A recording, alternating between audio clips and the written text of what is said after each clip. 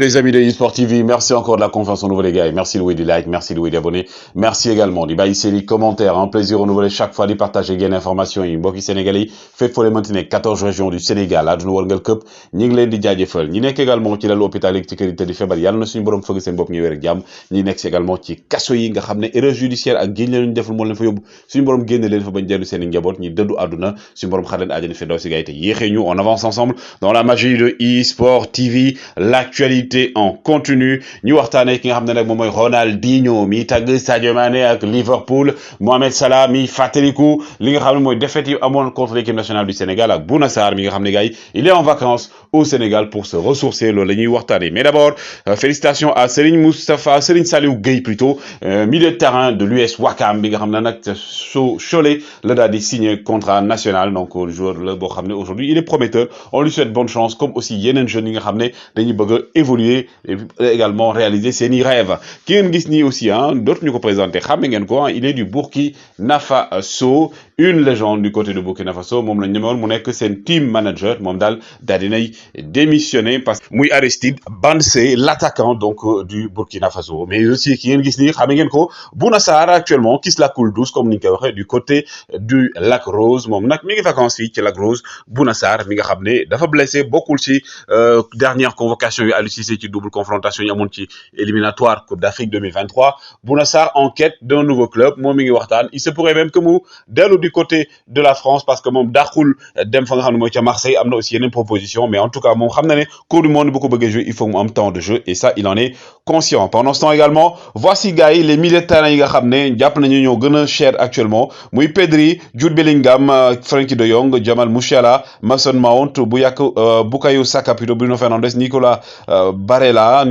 plutôt Kai Havertz ak également gis ngeen ko ki ngeen xamee ni également Nketiah nekk joueur bu Arsenal moom mi nga xam ne jamono ji neen mën na rejoindre li nga xam ne mooy les Black Stars du Ghana moom nag waa Arsenal officiellement proposé nañ ko prolongation de contrat di ko déglu parce que dañoo bëgg mu nekk également seen futur kii di Matic moom day dem du côté de l'AS Rome pour kii plutôt fekk fa ki nga xam ne mooy José Mourinho du côté de la Roma moom nag bu la si fàttali mois de juillet 2022 lay nekk officiellement joueur bu AS Rome mais actuellement Papras yi la nekk pendant ce temps aussi Alonso mi nga xam ne il est du côté de Chelsea actuellement waa FC Barcelone am nañ ak moom accord de principe ñi ngi waxtaan nag pour ñi nga xam ne mooy Chelsea daal di koy libérer mais nekk na joueur boo xam ne aujourd'hui sa vie si moom lay compter pour renforcer équipe am déwén pendant ce temps aussi Barcelone ba tey mi ngi xaar réponse u kii di César Azpilicueta le capitaine donc des Blues de Chelsea mi nga xam ne moom la ñuy déglu ba tey xool fan lay mujjee ak li nga xam ne moom la ko Barça proposé wala boog day toog ba tey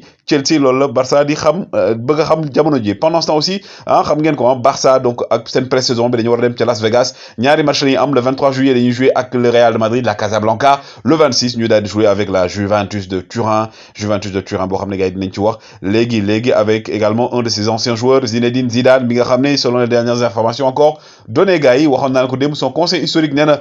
contact amagul diggante Zidane ak ki nga xam ne mooy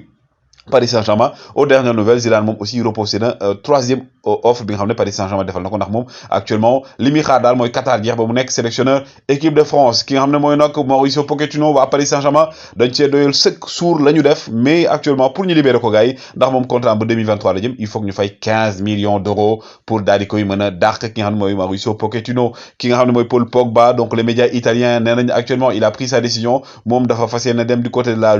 Juventus de Turin même si Pogba ne s'est pas encore prononcé officiellement en tout cas les médias italiens ñoom commencé nañu am certitude ak confiance seen côté ne Pogba fa lay daal di ñëw nga xam ne mooy Mohamed Salah dafa def interview ak waa France Football wax ci ponk yu bëri et tout mais wax na aussi ci ñaari défaite yi nga xam ne am nañ ko contre équipe nationale du Sénégal nee na mënu ma woon toog ñaari semaine di jooy quand même ne défaite yu metti la su ma ko waxul waxuma dëgg défaite yu metti la parce que nga perte finale fi Coupe d'Afrique fait également éliminatoire Coupe du monde metti na mais après dama dellu fa nga xam ne mooy donc ca Liverpool daal di préparé wu noppaliku aussi reprendre directement parce que Liverpool jamono jooju nañu nekkoon di def compétition boo xam ñun ak Manchester City taxaw na loo xam ne mënuñu woon concentré wu leen lu si loolu Mohamed Salah bi nga xam ne comme on dit défaite yooyu metti na ko mais moom actuellement nee na il se considère comme le meilleur joueur du monde loolu la bëgg ñu wax ko nee na comprendre lu tax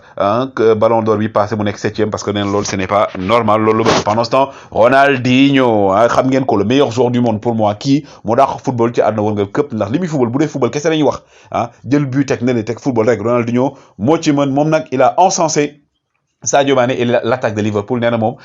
équipe bi nga xam ne moom lay gën a kontaan di seetaan mooy Liverpool ak attaquant bi muy ñoom Sadio Mané Mohamed Salah nee na équipe la boo xam ne seen attaque bi ils sont forts ils sont excellents te joueurs la ñoo xam ne pour nga téye leen dafa jafe lool donc moom nee na favori pour lem Premier League bi mooy Liverpool la gis ne saison bi ñëw moom mooy favori pour jël Premier League mais aussi équipe bi nga xam ne moom lay gën a nangu di seetaan comme ni ma la ko waxee mooy ñoom Sadio Mané ñoom Mohamed Salah et tout parce que nee na attaque la boo xam ne c'est une attaque tonitruante Sadio Mané mi nga xam ne gars yi il a remporté tous les trophées possibles presque à part Community Shield bi leen dese avec Liverpool Sadio Mané bi nga xam ne gars yi donc les choses avancent lentement mais sûrement moom wax na leen ko nee na moom il va prendre son temps pour prendre la bonne décision ce qui est sûr c'est qu'aujourd'hui l'équipe favorite pour recruter Sadio Mané c'est c'est plutôt Bayern de Munich waxoon naa leen ko nee nañ médias yi notamment Bild nee nañ semaine bi Serie Medzic dafa war rencontrer directement en personne ñi nga xam ne mooy dirigeant Liverpool pour waxtaan ci kaw Sadio Mané gars yi aussi logo bi da ngeen taxal ma defal ko nii pour gars yi nga xam ne dañ doon wax dañ koy seet en attendant ñu annoncé le logo yu bees ak nouvelle rubrique yi jaa ngeen jëf